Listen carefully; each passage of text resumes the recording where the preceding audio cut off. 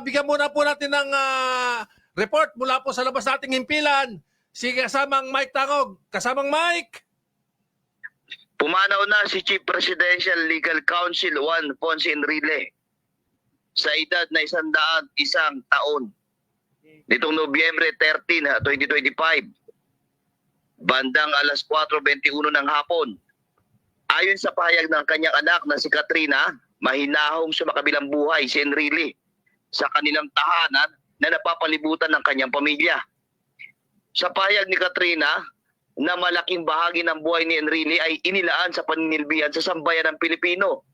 Hiniling rin ng pamilya ang pangunawa ng publiko habang sila ay naglalaan ng sandaling pribadong pagluluksa.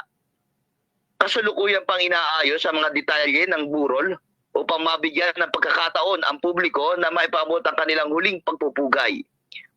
Si Enrile ay huling nanungkulan bilang Chief Presidential Legal Counsel ni Pangulong Ferdinand Bongbong Marcos Jr.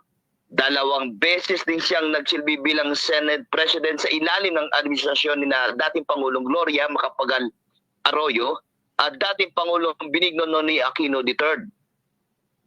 Nagpahayag naman ng pakikidalamhati si Pangulong Ferdinand Marcos Jr. na inilarawan si Enrile bilang isa sa pinakamatagal at pinakaginagalang na lingkod bayan sa kasaysayan ng Pilipinas. Ayon sa Pangulo, mahigit 5 dekada na ang ibinuhos ni Enrile sa serbisyo publiko at nagsilbing gabay ng bansa sa iba't ibang yugto ng pagsubok at pagbabago. Hanggang sa kanyang huling mga taon, nananatili umano itong matalino, malinaw mag-isip at matatag ang paninindigan na ang batas ay dapat laging nakatuon sa kapakanan ng mamamayan. Binigyan din pa ni Pangulong Marcos na ang pagpanaw ni Enrile ay hudyat ng pagtatapos ng isang makasaysayang yugto.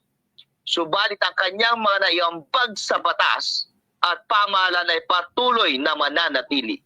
Ako si Mike Tangog, nagbabalita sa Alerto Balita dito sa Margo TV Broadcasting Network. Okay, so maraming salamat Mike. At ingat-ingat din ha. Thank you very much sa iyong report.